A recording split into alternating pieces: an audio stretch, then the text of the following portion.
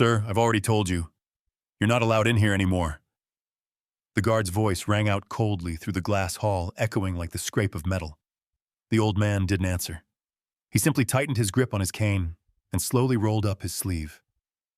Under the harsh white light, a faded 101st Airborne patch appeared. Its threads frayed, its colors dimmed by time. Yet the eagle at its center still looked fierce, as if ready to take flight once more. A quiet snicker came from the reception desk. There he is again. The old man who comes every year without buying a ticket. The guard's hand clamped down on his arm too firmly this time. This is a museum, old man, not your home.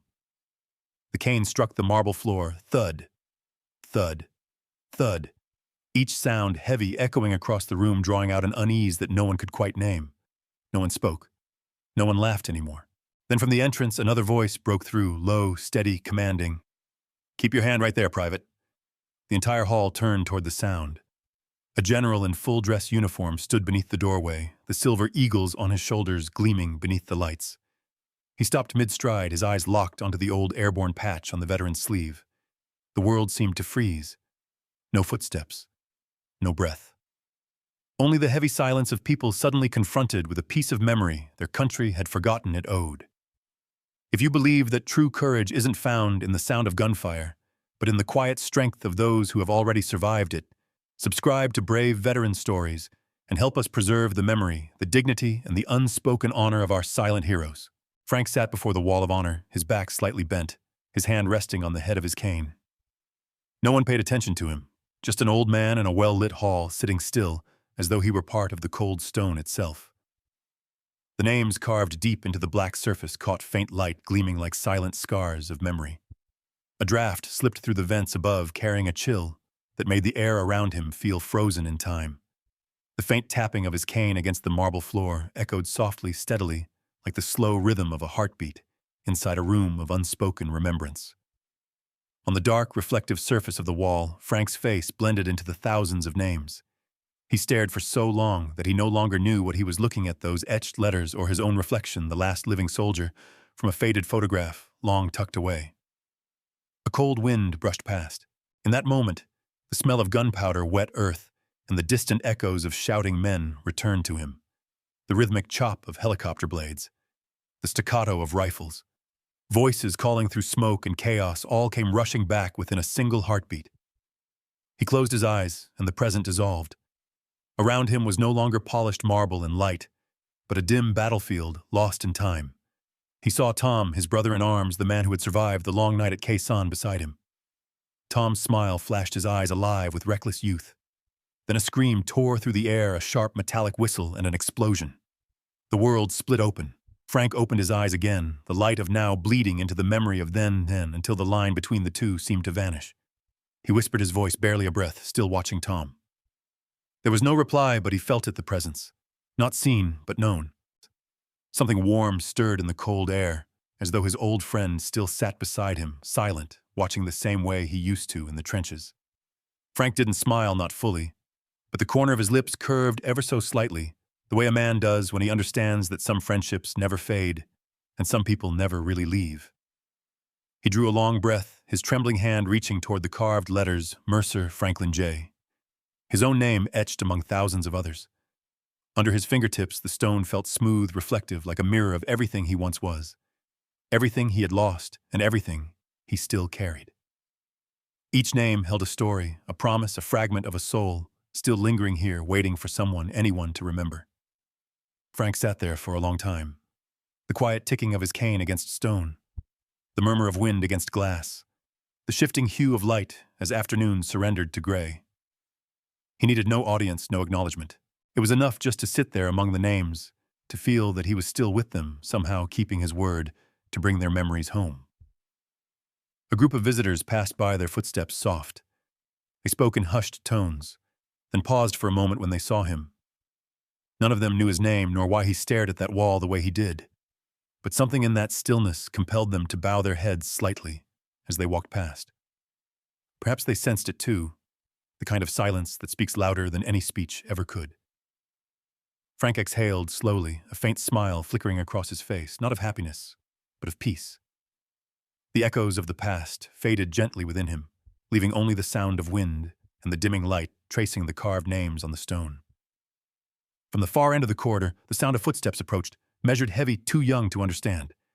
A voice called out, sharp and impatient, cutting through the quiet Frank had guarded all afternoon. The wind outside brushed against the museum's glass facade, cold, dry, and sharp. Inside, the sterile white lights reflected off the polished marble floor, where Frank still sat on the wooden bench. People passed him by without a glance. Only when the young receptionist's voice cut through the air did the silence shatter, fragile as cracked glass. "Security, that man's back again." The words were flat, no anger, no compassion, just another line spoken out of routine. From the far end of the hallway came the sound of boots, steady, deliberate, carrying a hint of irritation. The guard stopped in front of Frank, straight-backed, one hand resting on his belt where the radio hung. "Sir, visitors complained you make them uncomfortable." Frank lifted his head. The light struck half his face, revealing deep, weathered lines carved by time. He met the young man's eyes, his voice rough but steady. "Uncomfortable, I fought so they could be comfortable." For a moment, the entire hall went silent. Then a quiet laugh came from the front desk. Not loud, but sharp enough to sting. "You can't just walk in here like it's your home," the clerk said, his tone laced with mockery. Frank tilted his head slightly, gaze calm and unwavering. "Maybe it is." The room grew heavy with stillness. The guard stepped closer, placing a hand on the old man's shoulder. Too firm, too unthinking. He didn't mean harm, but youth often mistakes authority for strength. Frank didn't flinch. He steadied himself with his keen eyes fixed on the wall of honor at the far end, where thousands of names shimmered under the light. As the guard's grip tugged slightly, Frank's sleeve slipped down. Beneath the worn fabric, a patch emerged, black and gold frayed at the edges. The 101st Airborne insignia. The threads were silvered with age, nearly faded into the fabric, yet the eagle still spread its wings, defiant, eternal. Light caught on it, creating a dim, golden gleam. The silence deepened again. The guard stared at the patch, uncertainty flickering across his young face. He didn't know what to say, what to do. Frank stayed quiet, exhaling softly. The hum of the air vents mingled with the distant chatter of visitors' laughter, echoing faintly from another hall, like sounds from a world that had never known loss. The clerk pressed his radio, his voice low, but carrying through the hall. "Supervisor, we need assistance in the Hall of Honor." Frank turned his head slightly, a faint smile tracing his lips. "Calling for backup, huh? All this, and it's still not enough." The guard didn't respond. His eyes dropped, his tone softening as guilt replaced bravado. "Sir, I'm just doing my job." Frank nodded. "I know." Two words, gentle, unarmed, but they struck harder than anger. The calm in his voice carried something the young man couldn't name, the weight of understanding that only comes from loss. In Frank's mind, faces began to reappear, young soldiers laughing, joking, gripping rifles with trembling hands. They too had once said, "Just doing my job." Many never got to finish it. His hand brushed over the old patch, tracing the edge where the stitches had thinned. Every thread felt alive with memory. It wasn't just a unit insignia anymore. It was a reminder of belonging, of loyalty, of a time when honor didn't need to be spoken aloud. The guard released his grip, stepping back, his shoulders lower now.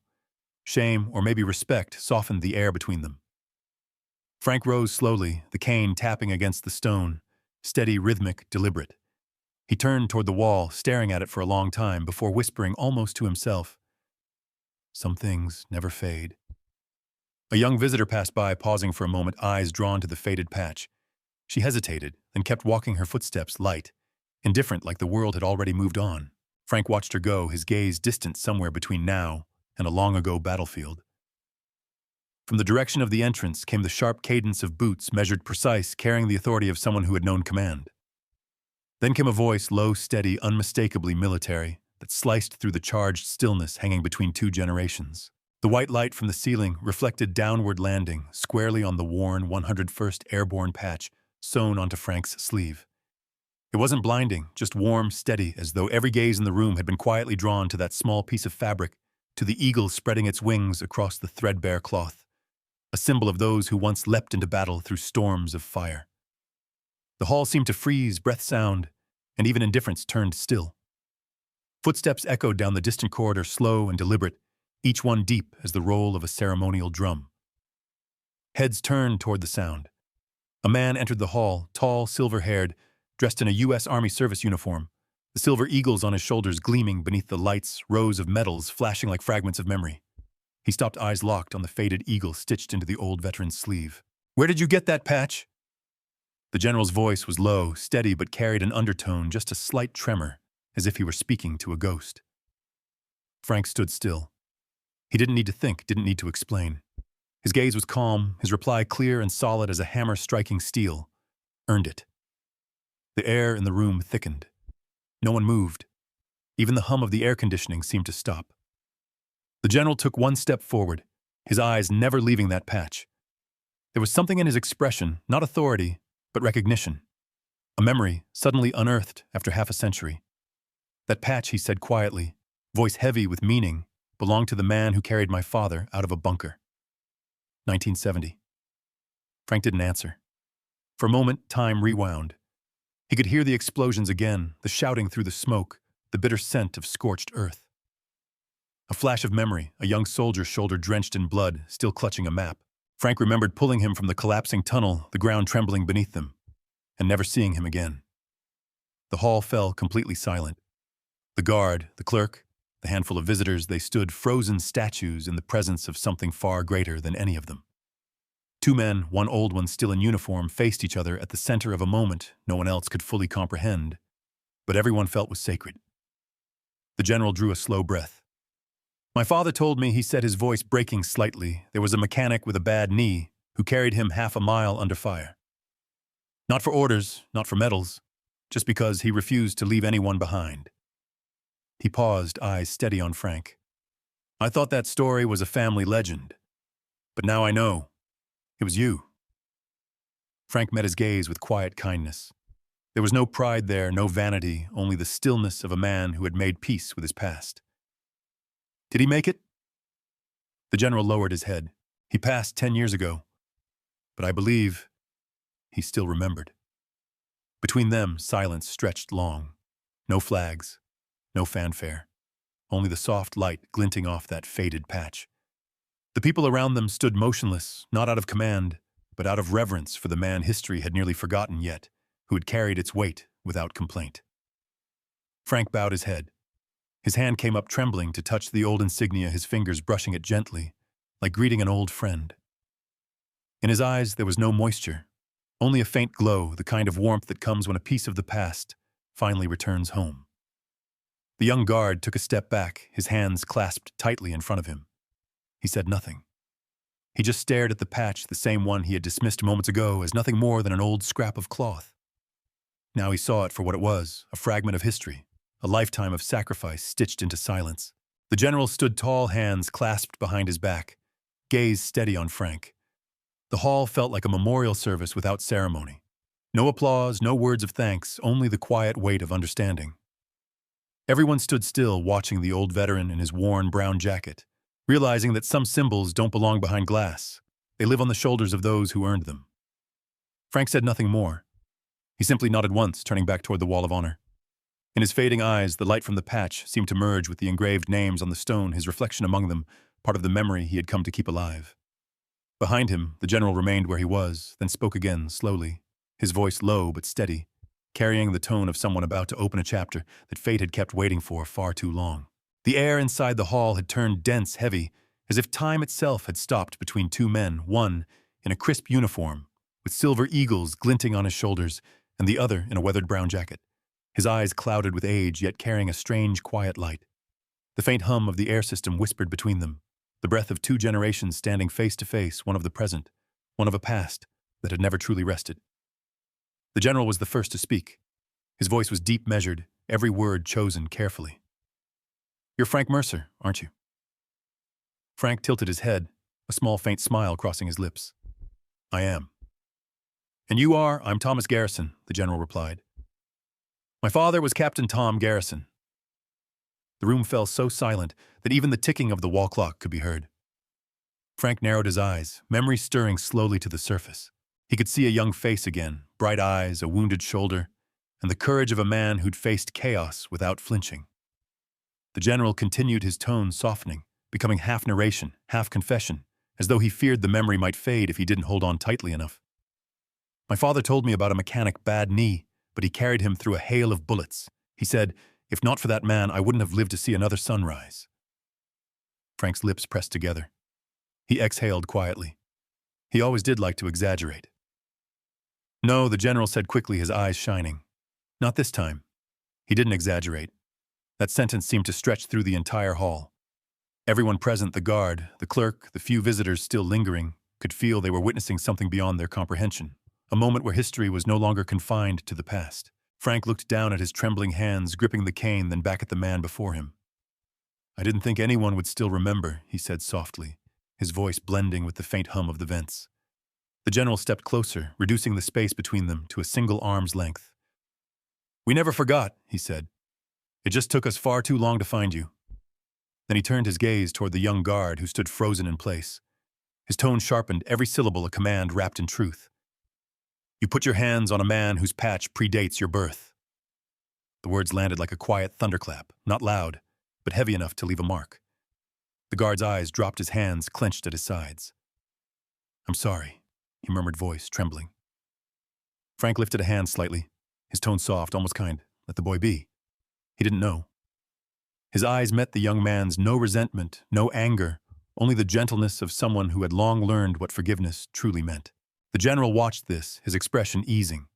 He spoke again, almost to himself. "That's the problem. Too many don't." Frank nodded slowly. "You're right. People aren't taught to remember anymore. They only learn how to move on without looking back."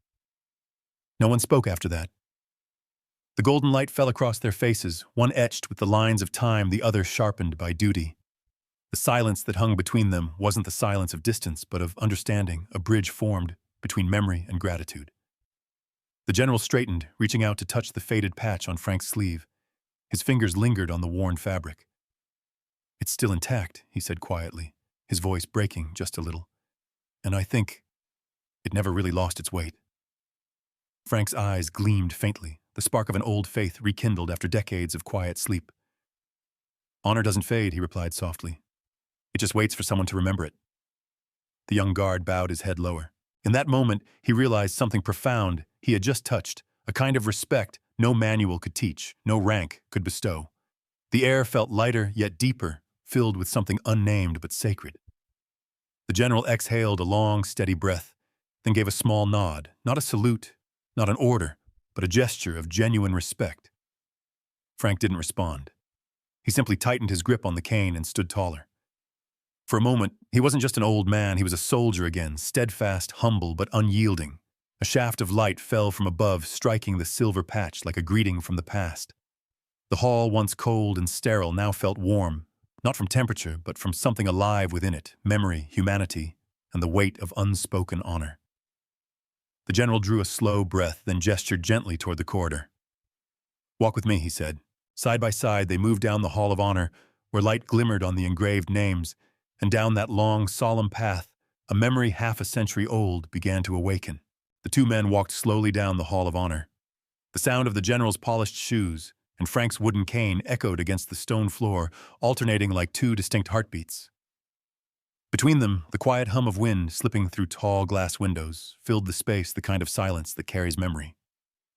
Each step seemed to awaken the ghosts held within the engraved walls around them, names carved deep stories, buried in steel and time. The general was the first to speak, his voice calm, but unguarded, carrying the rare tenderness of a man more used to giving orders than remembering. "My father wrote about you, about the machine you repaired under fire." Frank gave a faint smile, his eyes drifting to a place far beyond the polished marble. "Ellis held the beam for me. I just turned a few bolts." The general's voice grew firmer. "But that wrench kept an entire squad alive." They stopped before an old wooden bench.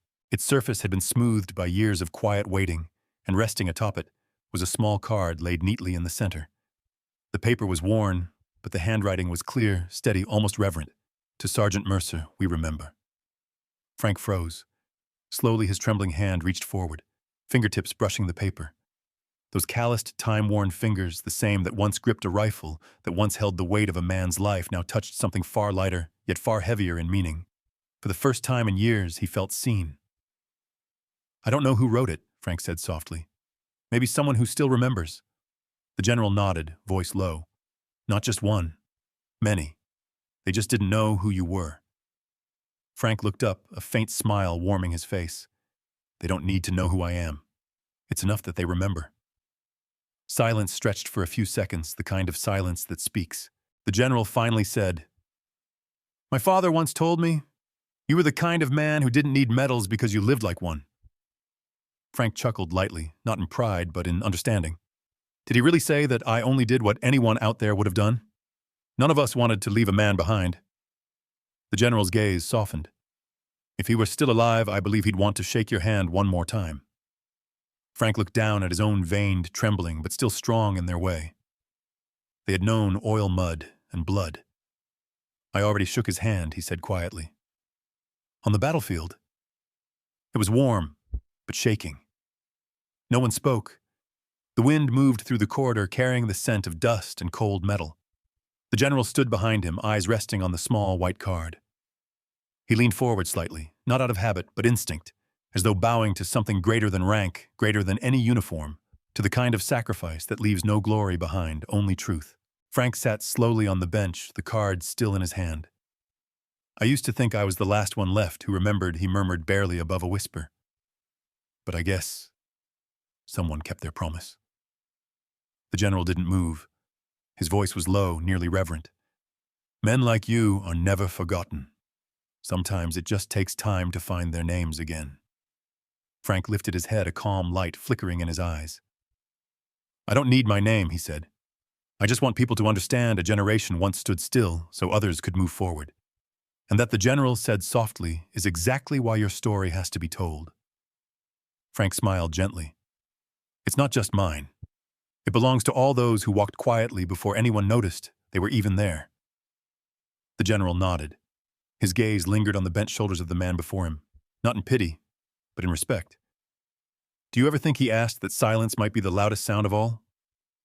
Frank's voice was calm, steady. I do, because when people stop talking, that's when they finally start listening. They began walking again, side by side. Their shadows stretched across the floor, one upright, one slightly bowed, but both heading in the same direction, toward the wall of names glowing under the afternoon light. Frank gripped his cane, each step deliberate. The general walked beside him, quiet, reverent. At the end of the hall, sunlight spilled through the doorway into the courtyard. Outside, young soldiers were setting up chairs for a small ceremony. The sound of the American flag fluttering in the wind reached them steady and soft. Frank paused for a moment, watching the movement of the flag. In that gentle rhythm, he realized something. Sometimes remembrance doesn't come in words. It comes in the way a generation bows its head and keeps the silence. The courtyard, the museum glowed in the afternoon light.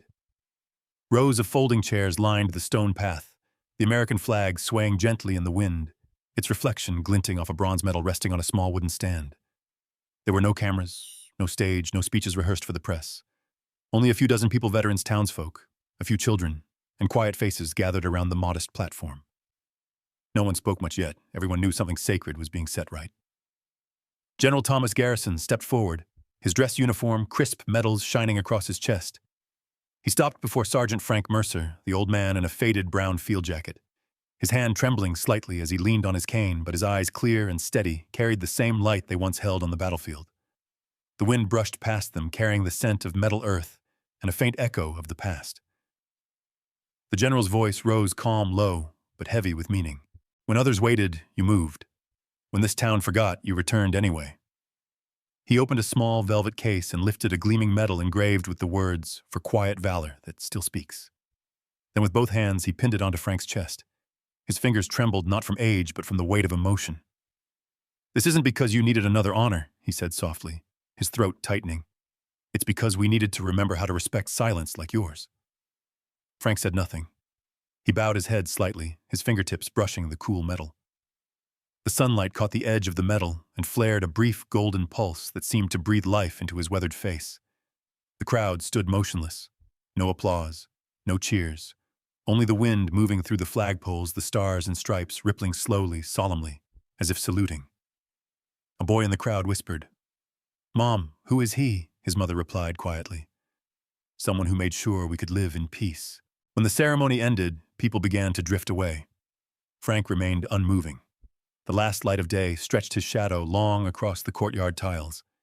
From the distance, the young security guard, the same one who had once grabbed his arm, walked slowly toward him, hat in hand, head bowed. "Sir," the young man said, voice rough, "I was wrong." Frank turned to him, his gaze calm, almost kind. "I never expected you to know," he said softly. "Just see the next one." The words hung in the air, not loud, but steady, sinking into the quiet of the evening. They were more than forgiveness. They were a lesson for everyone who had never known war, yet lived in the peace it left behind. The guard lowered his head further, voice shaking.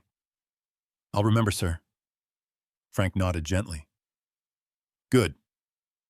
Remember to see, not just to tell." The wind swept across the flags again, and the ribbon of his new medal swayed lightly. Sunlight reflected off its bronze surface, casting a faint glow across his lined face. A face no longer strong, but filled with dignity. He looked around the courtyard, at the young soldiers folding chairs, at the general still talking with townspeople, at the children laughing without knowing they had just witnessed a living piece of history. Then he spoke, his voice rough but clear. "People think honor is about gunfire and brass bands, but it's really in how we treat each other when the noise of war has stopped." The general heard him from a distance and turned. Their eyes met for a moment, brief but deep. No more words were needed. Everything that mattered had already been said through silence. Frank turned and walked away. His steps were slow but sure, the cane striking the brick ground in a steady rhythm, the rhythm of memory, closing one chapter, but leaving the echo alive. On his way out, he passed the new bronze plaque fixed to the museum wall. The afternoon sun hit the inscription, "Sergeant Franklin Mercer, still standing." He stopped, tapped the edge of the plaque lightly with his cane, smiled. Then, without hurry, he kept walking toward the quiet street, where his small house waited its porch light, already glowing in the dusk, as if someone had left it on for him. The small town where Frank Mercer lived began to change not through parades or grand memorials, but through the kind of quiet gestures only those paying attention would notice. On the stone wall outside the museum gate, a new bronze plaque had been mounted, glowing softly under the morning sun. It bore only 8 words, "Sergeant Franklin Mercer, still standing." No long inscriptions, no embellishment, no explanation. Yet everyone who passed stopped for a moment, bowed their heads, and whispered to themselves, who was he? The wooden bench where Frank had once been asked to leave was never empty again. Each morning someone placed a few white flowers upon it, or a folded note scribbled with thanks. A group of high school students often sat there, notebooks in hand, writing essays about the veteran who taught them the value of silence. One note, written in shaky pencil, simply read, "Not every hero needs applause." In front of the museum, townspeople who used to hurry now slowed their pace by half a step. A young mother pointed to the plaque and told her child, "That man once saved your grandfather's team." No one called him that troublesome old man anymore. The name Frank Mercer had become part of the town's rhythm, as natural as the church bell that rang every Sunday morning, or the flag that fluttered eternally on the pole above the square. At night, the small house at the end of Oak Street remained lit. Warm light spilled through the window and across the wooden porch where Frank used to sit, coffee cooling in his hand. That house had once been so quiet, people forgot someone lived there, but now the porch light stayed on each night, as if to promise that some flames never go out. On the old shelf by the wall, beside a bottle of medicine and a radio, long gone silent, 3 objects sat neatly, a medal engraved, "For quiet valor that still speaks," a faded photograph of 3 soldiers laughing in the jungle, and a small piece of paper with trembling but firm handwriting, "Still here, still grateful." In the corner leaned his wooden cane, its handle polished smooth by years of use. One autumn afternoon, as the sunlight turned the street the color of honey, a bicycle stopped by the gate. A boy of about 12, wearing a school jacket, hesitated before calling out, "Sir, I'm one of Mrs. Adams's students. She told us about you." Frank looked up, a gentle smile touching his lips. "Oh." "What did she say?" The boy took a deep breath, his voice clear as if reciting from memory. "She said you weren't loud and you didn't talk much about the past, but people like you are the reason we get to live in peace." Frank studied him for a long moment before replying softly, "Your teacher's a wise woman?" The boy nodded shyly. "She said sometimes silence is the strongest way to say you did the right thing." Frank smiled again, eyes glinting with a calm warmth he hadn't known for years. "She's right," he said slowly. "War taught me that not every sound deserves to be heard." The boy waved goodbye and pedaled off. The sound of his tires on gravel blended with the rustling of oak leaves in the wind. Frank watched him disappear, then leaned back in his chair. The porch light cast a golden hue across his lined face. Every wrinkle seemed to hold a story, and in his eyes there was no sorrow, only peace. On the table lay a few unopened letters. One read, "I met you once in the park." Another said only 2 words, "Thank you." Frank didn't read them all, but he kept every one. Not out of pride, but as a reminder that respect doesn't need a crowd. Sometimes it only takes one person willing to stop and see. Night fell. The air carried the scent of grass and the lingering trace of afternoon rain. At the cafe nearby, the owner had hung a small photo of Frank above the counter. Beneath a handwritten chalk line, "Respect the quiet ones." Frank sat still, eyes half closed. Inside that little house, silence was no longer loneliness. It was rest, the peace of a life lived rightly. When the clock struck 9, he rose to turn off the porch light. But just then, a light flicked on in the neighbor's house. Then another, and another. Within minutes, the entire length of Oak Street was glowing small, golden lights, soft and steady, like unspoken words shared in the dark. Frank looked around, a faint smile tracing his face. "Seems they finally understand Tom," he whispered into the wind. That night, his porch light stayed on until dawn, not because he feared the dark, but because it carried a message that courage never retires. And sometimes silence is the most beautiful way to say thank you. If this story reminds you that honor and kindness never retire, please like, share, and subscribe to Brave Veteran Stories so that no memory of their quiet heroism will ever fade. Brave Veteran Stories. We remember the quiet heroes,